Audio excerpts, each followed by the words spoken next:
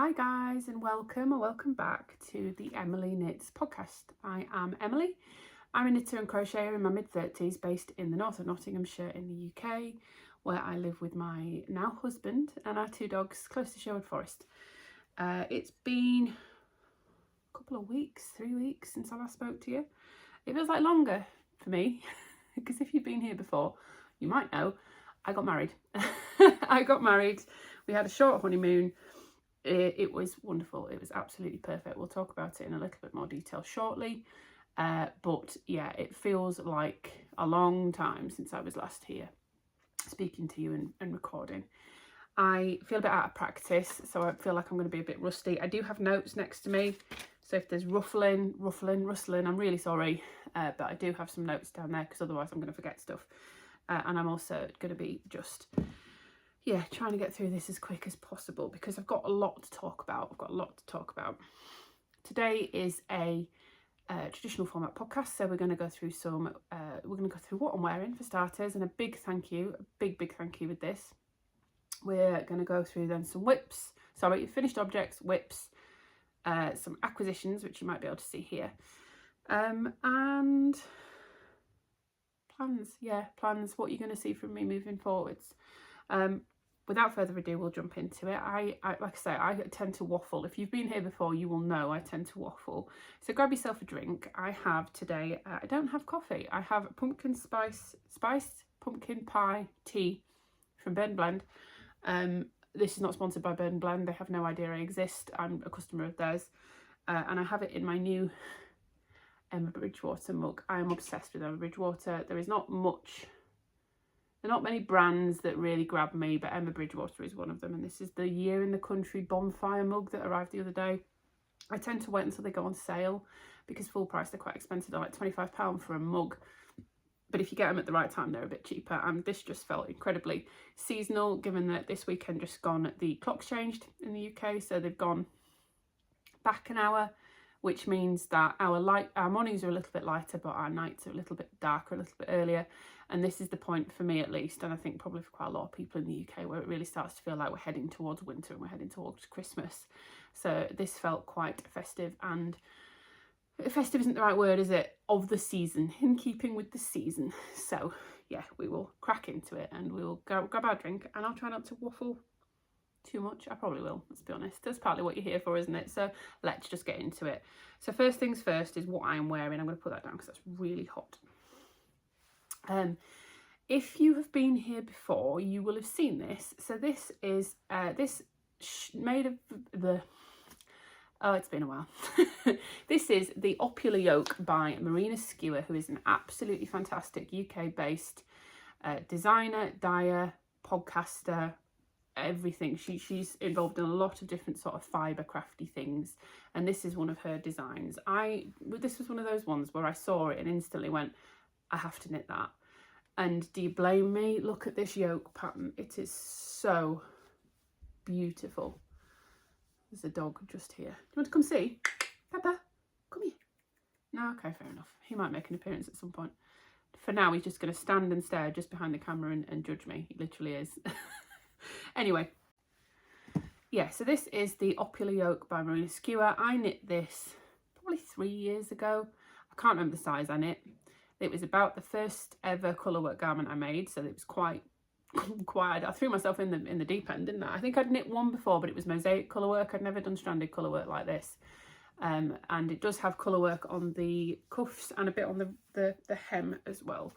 But it's the same colourwork as this on the hem, so it's these little diamonds. And I knit this and I finished it in, I think it was 3.5mm needles or 3mm needles, and it is a single strand of woolly knit. The green is Woolly Knit's British Wool 4-ply in the shade Mallard, one of their cones, and this cream is Signet Truly Woolrich 4-ply in the shade Oatmeal, I think is the name. And I adore how this work looks. This has only ever made one appearance on the podcast before, and if you've been here for a while, you will have seen it in another video. And the video that was in was my least worn hand knits and the reasons why. And this was like a little honourable mention, I think I called it, at the end. I feel like you're really far away. Let me just... Whoop. Yeah, that's a bit better. That feels a bit closer, doesn't it? This was like an honourable mention at the end of all the other things had been things like I wasn't very happy with the finished object because there was a gauge issue, or there was mainly there was gauge issues. I hadn't blocked swatches and things like that, or I'd knit a different size, or things hadn't reacted how I'd wanted when I blocked them. This never did any of that. This was an honourable mention because I'd made a mistake somewhere and it was a pretty big fuck up, if you want to excuse my language. It was a pretty big mess, and I tried it on. I finished it, I bound it off, I didn't even block it. I tried it on and noticed a gaping hole. I think it was here. It could have been here. And you will notice now, there are no holes. I just have a really beautiful colourwork yoke. And this is entirely thanks to, so all of you on there was loads and loads of really, really kind suggestions of how to fix it on the podcast, because I had asked for what can I do. Like, I was gutted when I finished this, and I was so excited to wear it. It was acres of stockinette on the body as well. Absolute acres of stockinette on the body. Finished it, tried it on, saw this gaping hole. I was absolutely gutted. So a few of you did give really good suggestions, and I didn't do any of those because I sort of thought, oh, I'll come to it eventually. I'll get to it eventually. Mending is not something I've ever really done before. I probably should do more, shouldn't I? But I haven't. And I thought I'll get to it eventually. And then a wonderful, wonderful person who I'm not going to name because I haven't checked with her if she's okay with me naming her, and I don't want her to get overwhelmed with people asking for help and stuff like that and things like that. If she is happy with me naming her in future, I will do. But I don't want it to be basically her mending service that people can start reaching out for. She reached out and she'd said she was a viewer of the podcast and she'd found me through this video, I think, and she said she thought she could fix it. Would I be happy to send her the sweater and whatever yarn I had left, and she'd have a go? And we went back and forth for a bit because I felt really bad about saying, yes, please fix my sweater. The person I've never met before, very generous person, clearly. And we ended up becoming friends, basically. And we've had a couple of virtual knit nights off the back of it. We've done some yarn swaps. I've bought some D-stash from her. She's taken some from me. We share knitting projects and stuff back and forth. And she did eventually, she did say, I love mending stuff. I'm really good at it. No, I don't think she said that. She's not that full of herself, so I can imagine she didn't. But I think she said, I love mending. I'd love to have a go at it and see if I can do it. I'm not guaranteeing I'll be able to, but would you let me? And I'd let you. Like, you're offering to fix a piece of knitwear for me. Let you. You're doing me a massive favour. And I sent it to her. It took me ages. I had to get another ball of this cream because I didn't have any left, and in the end I don't think she needed any. And I sent it to her, and I think within about 2 or 3 days she'd sent it back to me. And I can't even remember what side the hole was on. She's done such a good job. I'm so immensely grateful. And I'm certain she'll watch this. That sounds so full of myself, doesn't it? I know she watches the podcast, so she'll be watching this, and you know who you are. Where was it? Like, I can't tell. It's incredible. She's done an absolutely incredible job, and like I say, if she is happy with me sharing who it was, I will, but I know I don't want her to feel overwhelmed and like she's got to take on requests from people and stuff, because she offered. I didn't ask her, she offered. But yeah, I can now wear it and I'm very pleased with it. It does still need, I mentioned in that video as well, the bottom hem is really tight. I just was daft. I got to the end and was fed up of it, and I just bound off normally. Didn't do a tubular bind off or anything, which I think is what the pattern recommends. And I really should have done a tubular bind off. I also could do with a little bit more length on the body, so I will probably go back and do that at some point. But for videos, you can see the good bit now, so I can sit and I can wear this and I can look, I can just be happy with myself. It's such a good, almost Christmassy sweater as well because of the colours I chose. So yeah, very pleased with this. That is 10 minutes of waffle on what I'm wearing, so let's get on to it before anything else. I wanted to come back and we touched on finished objects, but one of these I talked about last week, and I just wanted to talk about it a bit further this week. I promise this is the last time I'll talk about my wedding dress, I promise. So if you've been here for a while, you will know that I knitted my own wedding dress, and I knitted the Melides dress 2.0 by Inês of Vertknit. So the Melides pattern was already out, and she was running a test knit for the 2.0 version, which was extended sizing, improved clarity, improved schematics and things like that. And we talked about last time that I'd finished it, which is good, because I think last time I filmed I was probably about 4 or 5 days away from getting married. I left it got it really fine. But I have now worn it, and I wanted to just sort of update you on how it went, and also talk about, I didn't last time have the figures for how much yarn I'd used and how much it cost and things like that, so I wanted to talk about that, because it is by no means a budget pattern. It is exceptionally good though. So I did end up making a very slight alteration. We talked about when I showed it last time that I was going to make some alterations under the armpit, which I did. I still did need to use a little bit of tit tape, basically body tape, to stick that down on the day. And I did get my mum to stick the back as well to my bra on the day, because it was showing my bra a little bit at the back. So in hindsight, I should have made the bodice a bit deeper and started the V a bit lower. By the time I'd realised that would have been so much work to redo that. I was never going to do that. So it was perfect. Do you know what? You can't tell in any of the pictures. You cannot tell. It looks perfect. The only other thing I did was, because I'd made the decision to wear it back to front. So when I put it on front ways round, the whole thing is the dress is supposed to be reversible.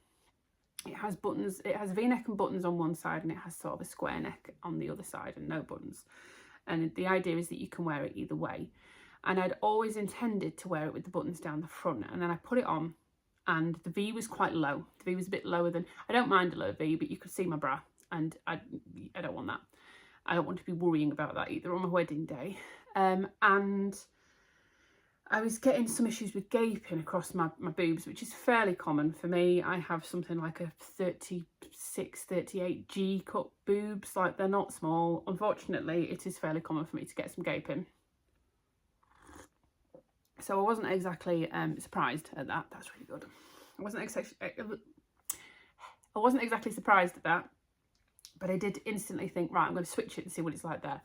And then, because I've got really big hips as well, I had the same thing over my bum. I was getting a bit of gaping, and I didn't notice that until in the last episode that I filmed, I put in some try-on footage, and I could see it. All I could see, once I'd spotted it in that footage, all I could see was that you could see I had like Spanx on, you could see that underneath because it was gaping. So the night before the wedding, I sat with a bit of silk and a needle, and I just whip stitched down the back of the buttons that went over my bum, and it was perfect. It was absolutely perfect. It's not tight enough in any place that I can't slip it on anyway, so it doesn't need to undo, and that worked absolutely perfect for me.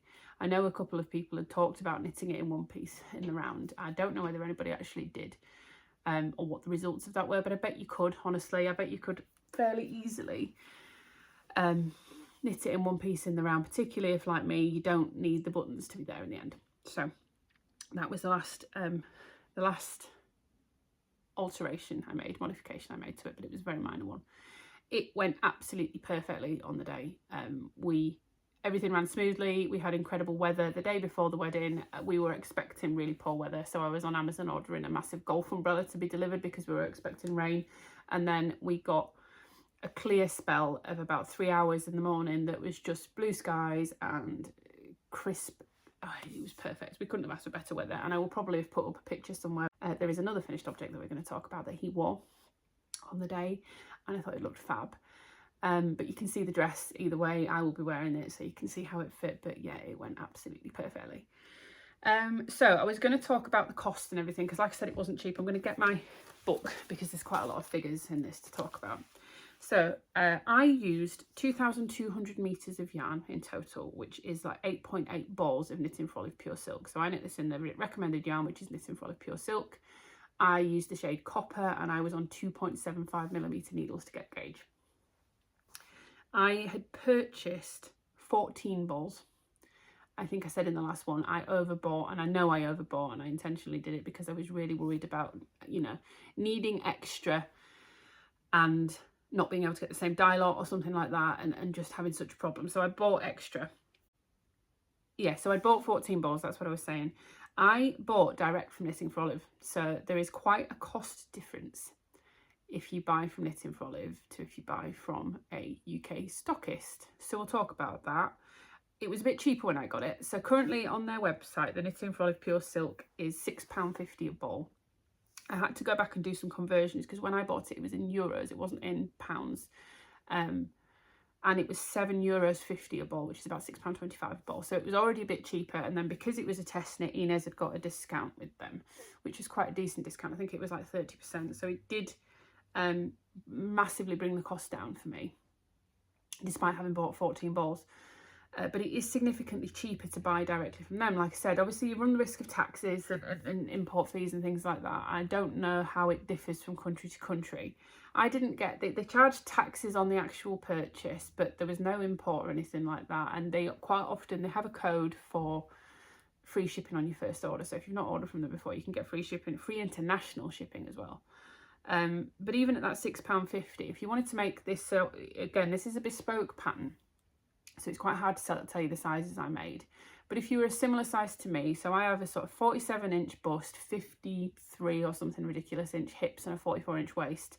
I'm 6 foot tall, and I made this to sort of mid-calf length. So there's a lot of fabric here. There is a lot of fabric here. And it took me 2,200 metres, which is 9 balls, £6.50 a ball. That takes it to £58.50 total for a wedding dress, plus shipping, which again, if you get the free international shipping, is free, plus taxes, which I think on my order was about €14 or something. So it wasn't a huge amount. Was that about £12? It wasn't a huge amount of taxes. And say, bear in mind, I bought 14 balls, so I was paying tax on the full value, not on the 9 balls. In contrast, if you buy that from the UK, so there are a few stockists in the UK, places like I've seen it at Oxford Yarn Store, Beautiful Knitters, knit.co.uk I think also stocks it. They all have it at £10.25 a ball or £10.50 a ball. Most of them have it at £10.25. I think Beautiful Knitters has it at £10.50. So that, for the same price, at £10.25 a ball, comes to £92.25. So it's always worth checking. I paid less than that for 14 balls, I'm pretty certain. So always worth checking multiple places, always worth checking multiple stockists. If you don't live local to one of these yarn stores, you would still need to pay shipping on top of that as well. So yeah, much cheaper to get it in the from Knitting for Olive directly. And I don't really know how they manage with that kind of markup. I don't know where that comes from. But yeah, it's pretty invariably it's at £10.25 a ball. Each ball is 50 grams. I say ball, they're more like a little donut, but each donut is 50 grams and gives you 250 meters, so the yardage for it is really good.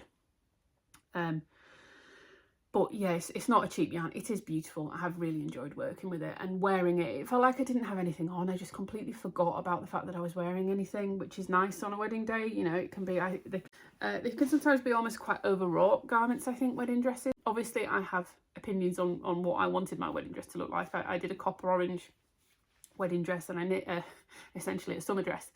But yeah, I just think it was really, really easy to wear. I can see having this as a summer dress. Part of me wants to make another one. It was really lovely. And we're going to talk about a couple of other projects that I made using the same yarn, which are here, this little bundle, because then we're going to talk about how much I had left as well. So I made 2 other projects for the wedding. One of them you've seen partly in its, well, it was a whip, but it was a finished object for the wedding day. This is quite hard to show you. This is a tie. This is what I'm really hoping my other half will be okay with me showing on, because it looked so good on the pictures. We had blue skies, autumn leaves on the trees. He was in a green suit. We had the dogs that are orange. They're orange basically.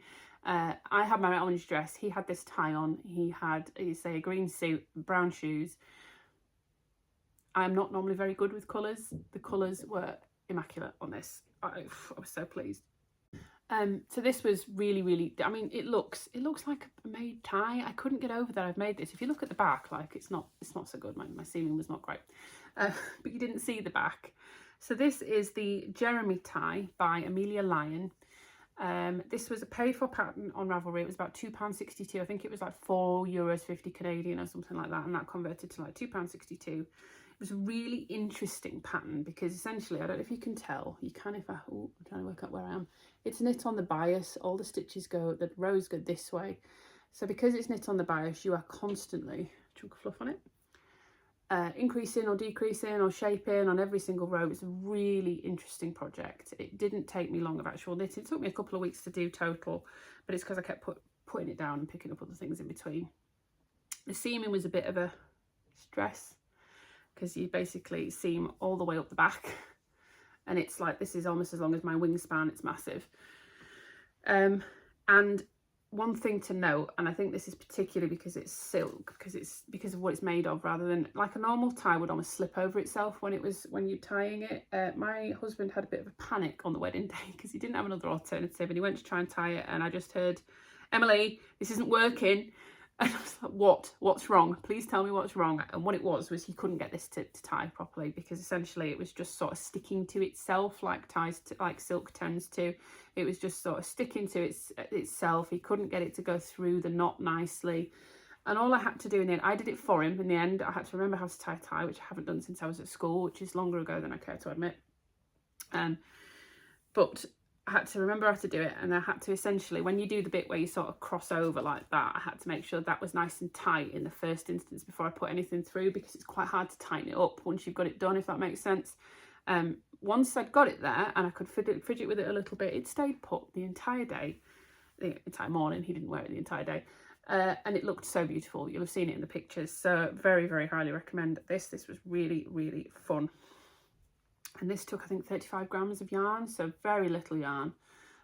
It's recommended for light fingering, but it's designed to be made with self-striping sock yarn, because the self-stripes go across on the bias as well. So that I think is really interesting. I said on my last podcast, part of me wants to make another one. If my other half wore ties in any way, shape or form other than for our wedding, I would. But I'd make it and he'd never wear it, so this is probably going to be the only time I ever make this, unfortunately. And the other thing I made was this little thing, which you might have noticed if I've shown the pictures, doesn't appear on those pictures because we forgot. But I made him a pocket square. This is essentially just a gauge swatch. You can see it's got sort of, I think it's moss stitch texture. This is a free pattern on Ravelry called the Jaunty SOB Pocket Square by Misa, Erder. And it was really good, actually. When I initially I know it's a free pattern, but when I initially downloaded it, I was like, well, this is stupid. I could have worked this out myself, because it just tells you how many numbers of stitches to cast on, and then says knit for this many inches in moss stitch. I was like, well, what? Like, I could have done that myself. Who's gone to the trouble of putting this in a document and it does not tell you anything? And then I realised it does give you a chart for the moss stitch. Which I knew sort of how to do anyway. You knit the knits and purl the pearls. Sorry, you knit the pearls and purl the knits on every other row.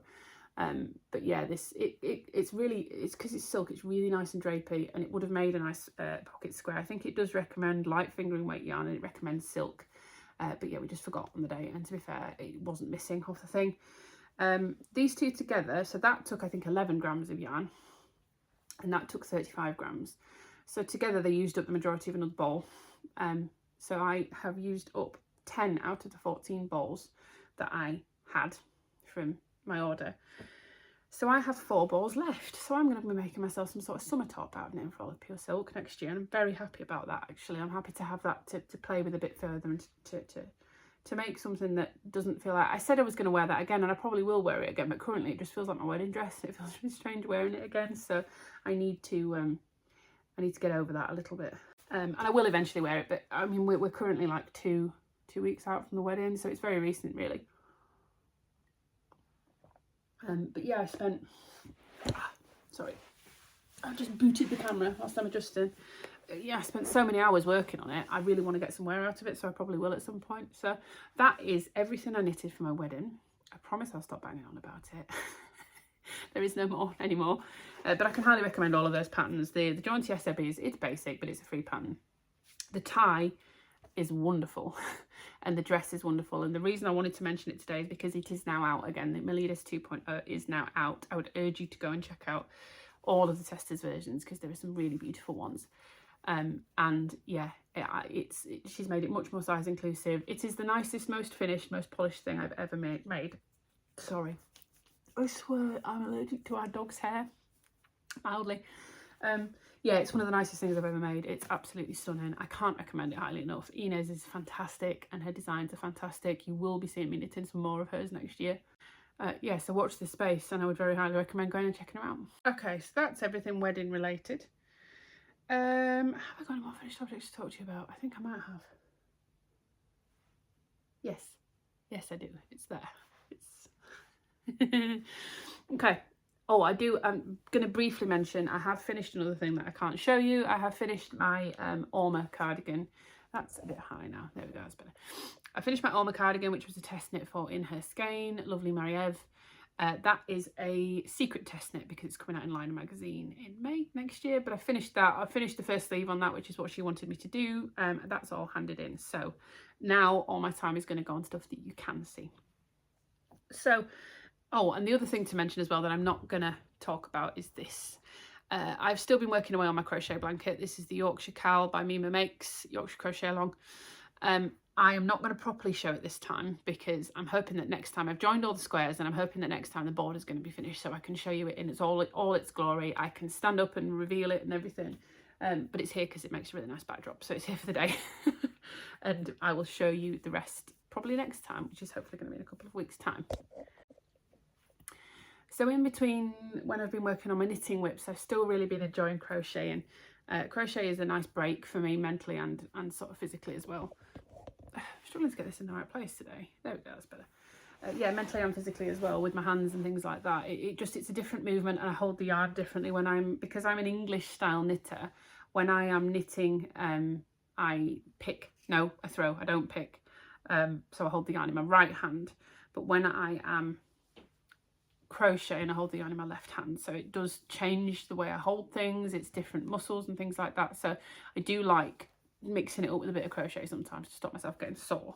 And I thought I would make a little bit of fall decor, not autumn decor. So I made myself a little pumpkin, a little pumpkin.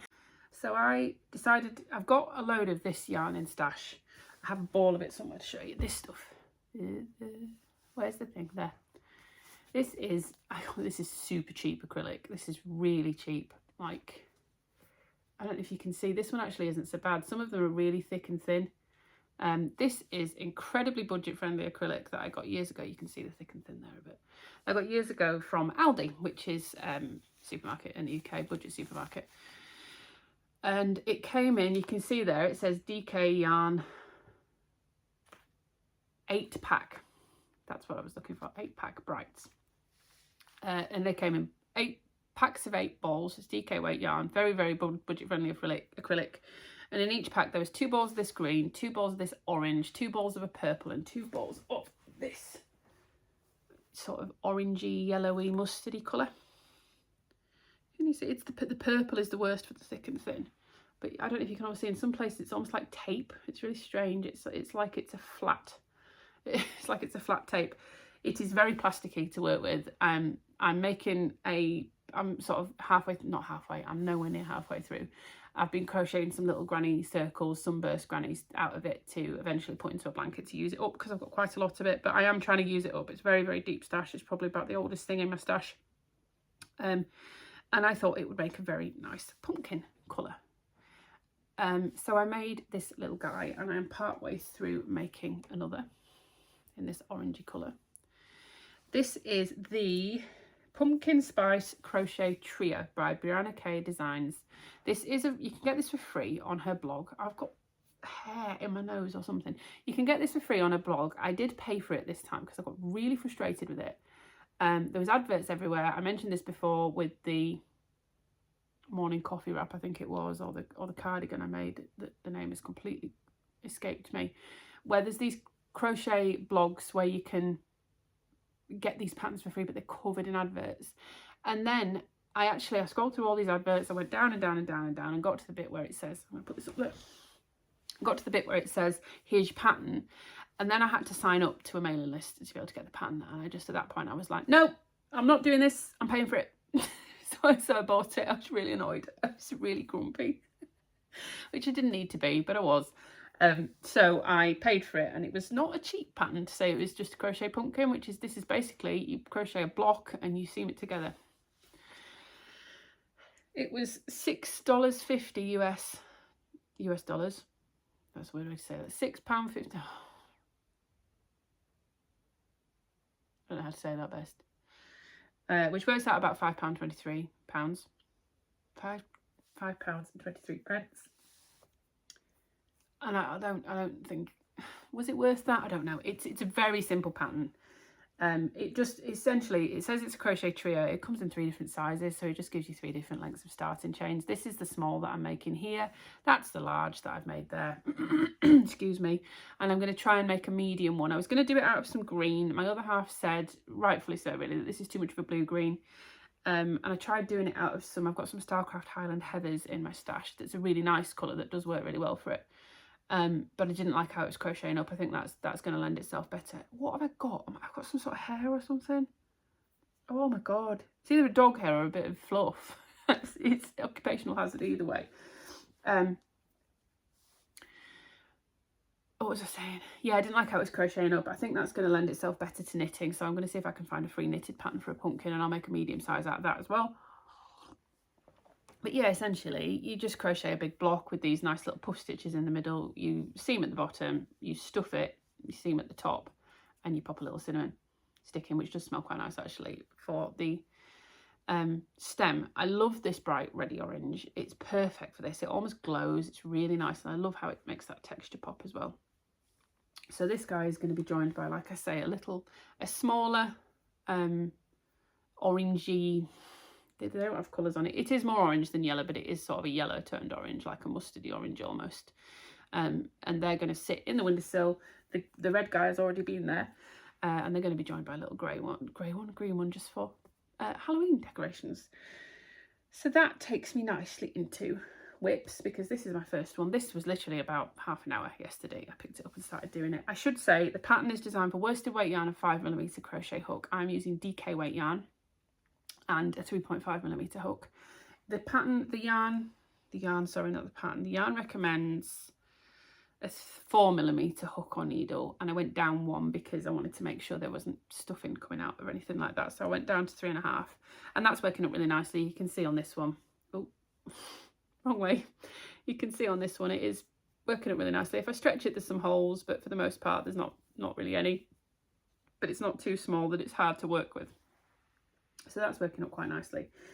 And the big guy used up pretty much bang on 150-gram ball of this yarn, which is, it says on here, I think 50 grams is approximately 125 meters. So it used up 125 meters of DK weight yarn plus stuffing, fibre fill, and a cinnamon stick.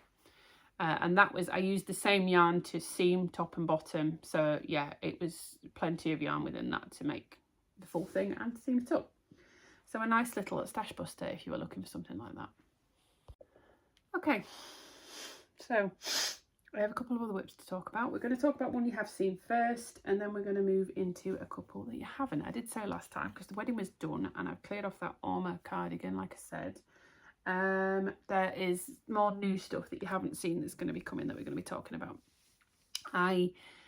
One thing to mention is I made some progress on those sample socks that I'm doing for Dyed in the Wool yarns, but the progress has been that I have absolutely nothing to show you, because I decided I was a bit worried if they were going to be a bit tight. So I got them onto some try-on tubing and I tried to put it over my foot and they won't go over the heel. This was this morning, so I have had to rip them out and I'm going to have to start again. I wasn't super far, but I need to work on them as priority. So I've ordered some larger DPNs from Amazon that should be arriving tomorrow, and next week you should see quite a lot of progress on them. They're going to be one of the sort of priority things that I'm working on, because I need to get them done and sent back. So watch this space. But things that I can show you. So I've shown you this before. This is the, every time I forget the name, Duncan men's cabled raglan sweater or something like that. So she's got a really long-winded name. This is a pattern by Sarah Hatton for West Yorkshire Spinners. It is knit flat in panels from the bottom and shaped at the top, and then you join once you've finished all of those panels. And I'm knitting this for my other half out of some Wendy Pure Wool Aran, I think it is. This the ball band? Yeah, Wendy Pure Wool Aran in the shade Stag. It comes in these big 200-gram balls. Last time I spoke to you, I had finished this panel. This is the back panel. As you can see, it's very long. My other half is quite tall. It was long anyway, and I added about 5 centimeters worth of length before I started shaping the raglans, because he's 6'4" tall. It is a long panel. But that's the back panel completed. I'd shown you this last time, and I was working on the sleeve, and we have now finished the sleeve, which is just a big block of fabric. I've also finished the second sleeve, which I've accidentally left over there, and we are working away on my final panel, which is the front panel, and we are getting along quite well. So this shouldn't take too much longer for me to finish. Let me just not lose the stitches off the needles.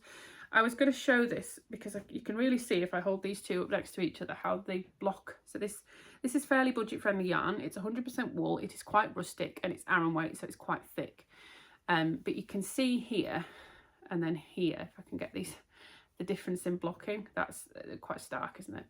You can see here in this one, it's all rolling up. It does stretch. It's got a lot of stretch to it, but it's all rolling up. This is how it wants to sit. You can see it's quite stiff. There's not a lot of drape. It's just sort of hanging there.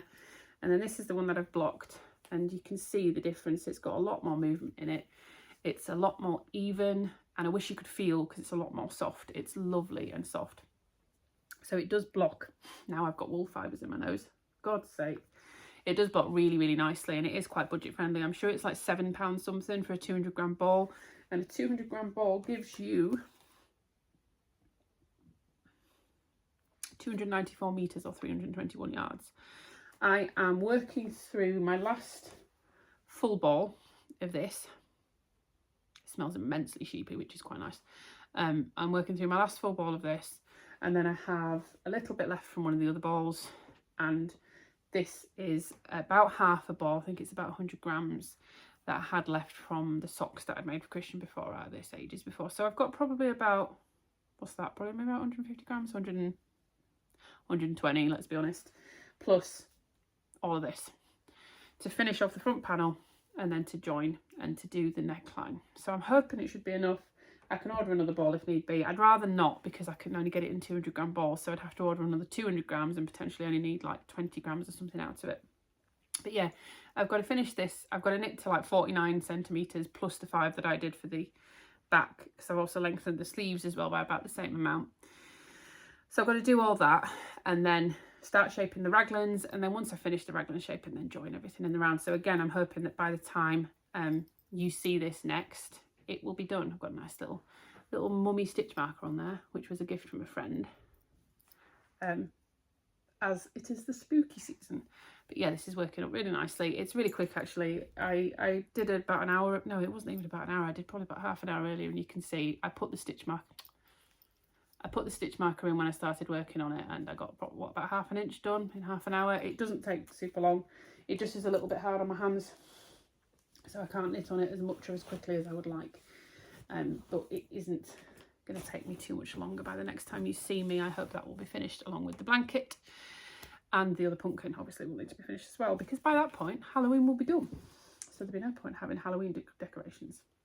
Okay, so we've had a couple of new cast-ons. The first one we're going to talk about is up here. This is a test crochet, not a test knit. This is beautiful. I'm very pleased with myself for this. Look at those colours. I'll show you that side, that might be a bit better. Oh, it's so good. I will give you 5 seconds to go down to the comments and guess what yarn this is. This colour changing, beautiful yarn that I love to crochet with. I'll show you the bowl, so that helps. You've heard me waffle on about this so much. So this is going to be, or it is the start of, the Breton Sweater by Graces Handmade. This is a completely size inclusive bottom up crochet pattern that is knit in pieces. This looks massive when I hold it up like this. When I put it around myself, it's really not. It's really not. Nothing so humbling as flat knitted pieces. And it is this, say, absolutely beautiful. I don't know if you can see the texture of that stitch there. There you can. It's almost like sunbursts, and then it's got this nice ribbing at the bottom. I was chosen to crochet this, and this is like maybe 2 hours worth of work. It's crocheted up really, really quickly. It's got a decent deadline on it. It's not until late December. It's already been going for a couple of weeks, I think. Yeah, maybe a couple of weeks. I think it was just before we went away, or just after we came back, actually, maybe. And I did start this in a different yarn, and I really didn't like crocheting with it. So one of my friends gifted me some Stylecraft Recreate to try, and I've been knitting with that. I've done some swatches knitting with that, and I really love it knitted. Crocheted, it splits like a bitch. It's, excuse my language, it is awful to crochet with. It was really hard work. And I've seen other people mention that actually. I think one of the newer Attic 24 bundles, the blanket packs, is in that, and I've seen a lot of people not very happy with that. it was hard work to crochet with. So I decided to do it with something else. And you know I can't resist this stuff. This is the same yarn as I'm making this out of, and the more that I worked with that, joining that, the more I was like, I want a garment out of this. I want a garment out of this. This would look so good. And lo and behold, I was right. It is. It's beautiful. So this is the Yarn Smith's Pebble Haze Prince DK. Again, I feel like I talk about this every episode. This is in the shade Seam, which is 2D040. So this is a blown yarn. This is 67% cotton, 33% acrylic. You get it in these big 150 gram cakes, which the full price are £10, and I have bought a couple at £10 before, but for ages it's been at £6 a ball. They also now do, when it is full price, they do bulk buy costs on prices on wool, because Wool Warehouse own Yarn Smiths. So on Wool Warehouse you can get bulk pricing on certain things when they're not on sale. This wasn't on that. But with the yardage, so it's 150 grams, like I said, which gives you 435 metres or 476 yards. 4 of these should be enough to get me an entire crocheted sweater. And that was £24. So it's not super expensive. It is beautiful to crochet with. Having had such a nightmare with that first one, this felt like a breath of fresh air. The ribbon was a bit of a challenge. So this is the cream. This is the Yarn Smith's Pebble Haze Solids, or just Pebble Haze DK, in the shade Marble, which is again the same colour that I'm joining that with. And the only reason it was a challenge is because this is slip stitch yarn over back loop only ribbon or something like that, which is, I've done it before on something. It looks really good. It looks like knitted ribbon, but it's a nightmare. It's just a bit of a time consuming, you know, you're yarning over slip stitching. You're not making a big stitch like a half double crochet or something. You're yarning over and slip stitching. So it takes a while, but it is worth it because it looks exceptionally good. The recommended hook was I think a 4 in the pattern, but I think pretty much all testers have had to go down, and I'm on a 3.5 to get this gauge, but it is still lovely to crochet with. So those squares I crocheted with a 5mm, so it's quite a different experience, but it is still wonderful to crochet with. This has become one of my favourite yarns of the year. It really has. I'm going to do a video talking about my favourite yarns of the year, and this is absolutely going to be in there. You know, spoilers, but this is absolutely going to be in there. And I don't think this is going to take me very long at all. I've put it on hold a little bit because I want to finish joining this first before I continue, because I want to know if I'm going to need to order more of this marble, or whether I don't use it for the ribbon or whatever, whether I use something else for the ribbon. But yeah, I want to finish joining that and doing the border first. But yeah, coming along very nicely, very quickly, and really enjoying it. I haven't got many crochet wearables, so I'm quite excited to have one to try, definitely. To wear. And then we'll move on to the last whip, which again is new and is in a bag I wanted to talk about. So this is a beautiful little bag from Duckpool Lane, or down Duckpool Lane, I think is. You can see the tag there. Duckpool Lane. I have heard of Duckpool Lane before. I've heard a couple of people talk about them, but never bought from them. And I was entirely influenced by Ruth, the Ruth Loves to Knit podcast. I was watching her podcast just before we went away, just before we got married and went away.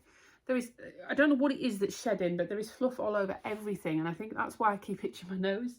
I don't know what it is, but I can see it on this, like there's little bits of, it's probably the dog shedding.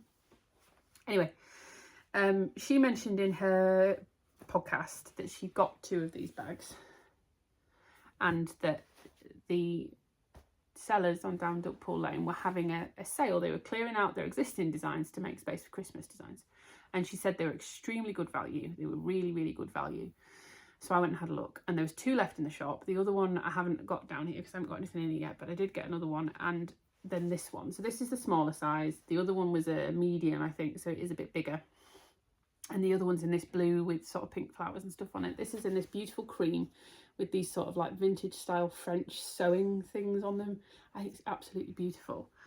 And both of them together came to, I think, just over £20, including shipping. So cheap. Obviously she was having a massive sale to clear out. They're not that cheap normally, and I'm glad they're not, because the craftsmanship on them is beautiful. But yeah, very highly recommend. Go check them out. And in here is something rather small and rather dinky and quite exciting. So this is some yarn from Fae Folk Fibres that I showed last time that we were filming. I'm just in awe of how that's catching the light. It's got silk and cashmere in it, so it's got a bit of sheen to it. So this is a skein of their, I think it's their BFL silk and cashmere base. I feel like it's 70% BFL superwash, 20% silk, 10% cashmere. And this is the colourway Miri Dancers. You can see it's most of this navy with these flashes of bright blue and green and purple. It's really, really beautiful. And this was purchased to make a Musselburgh for my dad for a Christmas gift. And I cast on yesterday. Not that I have any business really casting on anything new, but I cast on because I don't really have anything stuck in it. I'm so sorry. I cast on because I don't really have anything stuck in it, and I really wanted to get to this. Once I get this to a point where it can be stuck in it and around, this will be my meeting knitting. So this is where we're at. Not very much. This is just to tell me which bit's my end of round. And you can't, the lighting's not really showing up very well. You can't really see. It has got these, there you go, it's a bit better. The blues, the purples, the greens, but it's this overarching dark blue colour. And it's so beautiful to knit with, this yarn. It is so beautiful. This is literally, I cast on last night. The pinhole cast on was a little bit fiddly, having never done it before, but I got it on the second attempt and it looks fairly neat.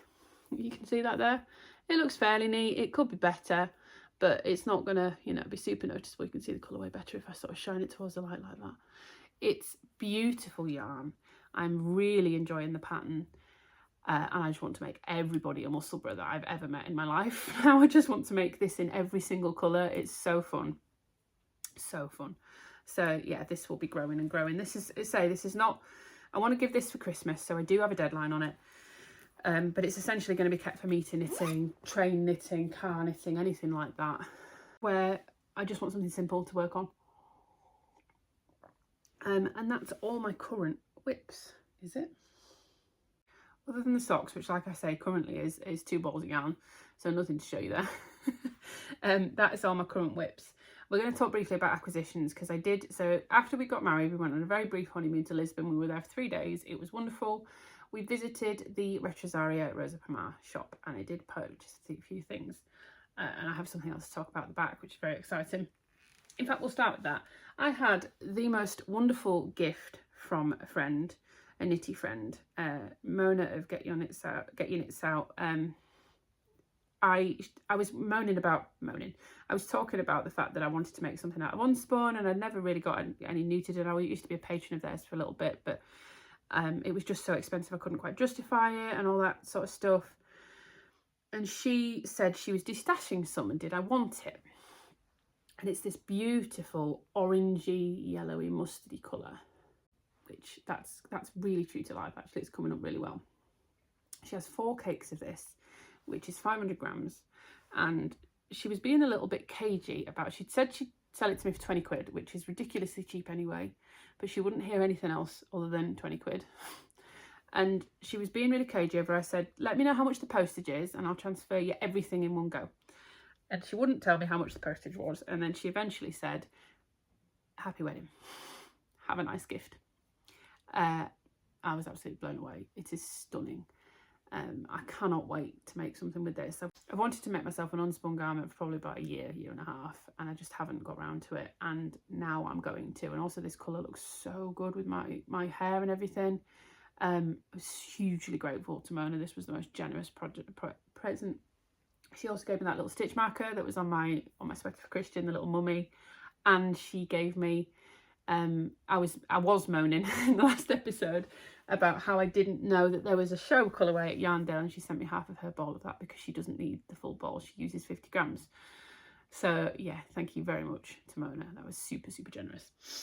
I've met some fantastic friends through this podcast. The person that fixed this, Rachel, who's made me some socks before, and Mona as well, are, you know, people that I wouldn't have met otherwise other than through this channel. I'm so unbelievably grateful. So yeah, thank you so much to Mona for that one. And now we're going to talk about what I got in Retrosaria Rosa Pomar. So the shop was absolutely gorgeous. It was helped by the fact that when we got there it was raining and it was dark, and the shop was beautifully lit with a neon sign in the window, and all this sort of warm wood and beautiful wool everywhere. So it was very, very inviting, but they were super, super friendly, and it was really nicely laid out. And I got a few bits. So I got, what is that? This has got foliage and stuff in it, that's fine. I was drawn in by this Joao. I've got an additional ball of each one of these, but I've got 4 colours of this. So the green, the blue, the orangey colour, and this sort of turquoisey blue. This is 100% wool. It says Joao yarn is made from the wool of the Portuguese merino sheep, a native breed found in the south of Portugal, mainly in the Alentejo. The Portuguese Merino Breeders Association verifies the origin and quality of the fleece used to produce this yarn, sourced and manufactured in Portugal. And this is, where does it say it? There we go. So it says it's 100% wool. It recommends 4mm needles and a 21 stitch and 31 row gauge per 10 centimetres. It says 50 grams is 136 metres or 149 yards. I think Ravelry says it's a sport weight, but I would say this is more like a DK. It is almost thick and thin in places again. I don't know if I'm going the wrong way. I don't know if you can see that. But it's beautiful. It's really, really beautiful.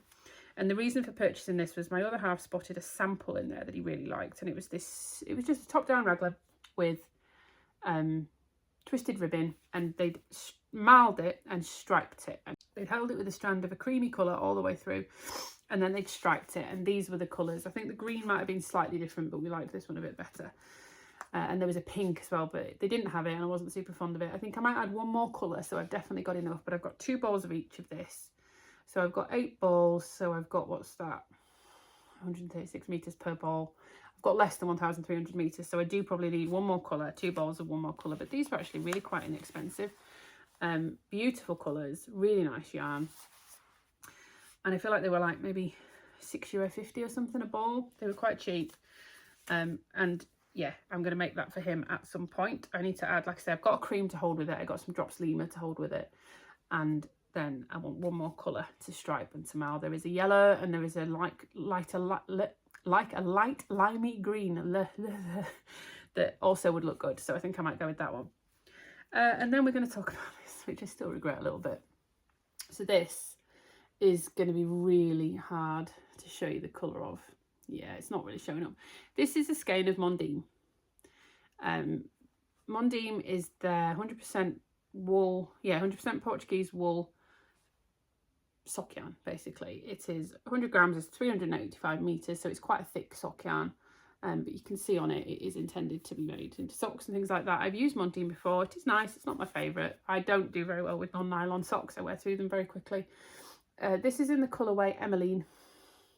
And this is one of the La Bien-Aimée colourways. The reason I'm sighing is because I've bought Mondim before and it cost me about £10 for a ball. I got a surprise when I got to the till with this. I should say, you can't really see on camera, it's not showing up, but it's this beautiful inky bluey green. It's got bits of sort of purpley blue in it and bits of black. It is a really beautiful colour. But there was no prices on anything, and I got to the till and it was €30. I can't, there aren't even words, for one skein, €30. The whole thing came to 70 something euros, and a big chunk of it was this one skein. And I think it's lovely, but I don't think it's worth that. And I'm annoyed with myself because I did the super British thing and I saw it and I wanted to say, no, thank you, I don't want that. Didn't want to do that, it felt rude. So I just went with it. And I spent 30 quid on a skein of sock yarn. I know what I'm going to do with it. My husband loves this colour. He picked it. He thought it was gorgeous. The fact that it's called Emmeline as well is really, you know, it's Emmeline, it's close enough. And he would like some socks, not socks, some gloves. That helps clearly to go under. He's got some sealskins, some waterproof gloves. They're a bit big on him and they're not very warm. They keep him dry, but they're not very warm. So he wants some very thin, plain stockinette gloves to go underneath it. And this, I think, will be really nice. I had thought about making him gloves out of something else and making the Musselburgh out of this, because everything now is a Musselburgh in my mind. But I'll see what he thinks to that. If he really wants this to be if he really wants it to be gloves, it will be gloves. But yeah, I love it. I'm glad I've got it. I wish I hadn't spent that much on it. I'm annoyed with myself for being British. Why didn't I just say, oh, I'm sorry, I didn't realise it was that expensive. Can you please take it off? Didn't, did I? 30 euros on a single skein of yarn. Here we are. And on that note, that's actually everything I've got to talk about with you. I wanted to talk about a little bit of stuff that's going to be coming. I am planning on doing a Advent pattern roundup. I've started collating some patterns for that. We are coming into Advent season. I've got a couple. One of them has already arrived, and I got a shipping notification this morning that the other one has been shipped, which is my Blue Fern Yarns one, which I'm very excited for. So I've got a couple coming, so I've been looking at patterns. So I'm going to do an Advent pattern roundup, and I thought I might also do a gift pattern roundup. That one might be a little bit harder to do because I don't want to include the same old that you see every single time, i.e. the Musselburgh, the penny gloves, and all that sort of stuff. So we might do or we might not. I want it to be something that I want there to be enough in there that it adds value, but I don't know if I can find enough that's new. So we'll see. I thought I would maybe at some point do a what in it in a week. I don't know if that's interesting or not, but we'll see if I do that. And then next year, you may have seen on my Instagram, I put up a poll before I went away talking about doing a series next year of essentially taking a pattern, knitting the same pattern multiple times in different yarns to really look and do a bit of a deep dive into sort of fibre quantities and qualities and things like that. So knit it in wool, knit it in acrylic, knit it in a plant-based fibre, knit it in something fuzzy maybe, knit it in a really high-end hand-dyed sock yarn or something like that, or a hand-dyed something like that with cashmere and silk would be a really good example. And look at the differences in the structure of the garment, of the fabric, of the sizing, how it comes out, of the gauge that I got with it, of all that sort of different stuff, of the drape. So you can, rather than just sort of everybody saying in terms of substitution, oh yeah, you can substitute this for this, what's the difference if you do that? What will the garment turn out like? And then looking at how they wear as well. So I am planning on doing that. That's going to be an entire year series because I'm going to need to knit the same garment probably 5 times at this rate, maybe 6. I've had a very kind offer from Lauren of Vertknit to knit one for me, so I think I might take her up on that. But yeah, that's going to be coming next year. It's going to take me a while to do, but I'm very excited for that because I think I've also got some preconceived ideas of what I think they're going to turn out like, but I could be completely wrong and I think I might be surprised. So that is in the works and I'm going to start working on that fairly soon. So that is what you can expect to see from me in the next, well, in the next year really, in the next few weeks for the pattern roundups, and then in the next year as well. I'm not going to do Vlogmas. I've thought about it a little bit, but honestly, I don't do enough interesting stuff on a day. I work full time outside of this. I work full time and I have a fairly simple life in many ways. I have the same routine pretty much every day, or a very similar routine. I look after my dogs, I spend time with my husband, I work, I knit. There's not massive amounts of stuff to show yet. I haven't got kids, we're not going to be going and doing family days out and stuff like that. And I also don't want to share massive amounts of family time and things like that when we do have it, me and my other half, because that's our time. So I'm not going to do Vlogmas this year. I might do some videos about knitting up my advents and things like that, but I'm not going to do Vlogmas as is. Because I think you'd all be bored, so you're welcome. But that's everything I'm going to talk about today because I've already waffled and I know this is quite long. I'll be back in a couple of weeks with another podcast episode, and if I can get around to filming it, I will be back in between them with a pattern roundup. So if you want to be notified when I post and you want to keep up with those things, hit like, hit subscribe. I am heading towards just about 800 subscribers as a filming, and I would love to get, when we come to about January the 4th is a year anniversary of when I first did the podcast, and I would love to get to 1,000 subscribers by then. I had in the back of my mind, if I could do that, that would be incredible. So if you are watching and you aren't subscribed, or you have friends that you think would like this, share with them, ask them to subscribe, because that would be incredible to get to 1,000 subscribers. There will absolutely be a giveaway of some sort as well if I can get to 1,000 subscribers. So yeah, like, subscribe, comment, share, whatever you want to do. I completely forgot to say where you can find me, but I'll make sure that's down at the bottom. You can find me on Ravelry, Instagram, Ko-fi and email, so I'll pop all those down in the bottom as well. I'm not going to go and doing those now. I've completely forgotten. So yeah, now all that waffle's done, and I've itched my nose about 50 million times and it's itching again, and I have fluffed my words about 20 times as well. Oh, for God's sake, I tried so hard not to itch it again. that's everything I wanted to talk about today. Thank you very much for watching. Regular sort of scheduling will resume now. You'll see me more often, and like I say, there'll be less stress and anxiety around my knitting, and more new things and more progress on things, because there's no more wedding knitting to do. So yeah, normal service will resume a bit, and I hope you will join me while we go through all that. So I will see you on the next one. Thanks guys. Have a great day, evening or weekend, wherever you are, and I'll see you on the next one. Bye.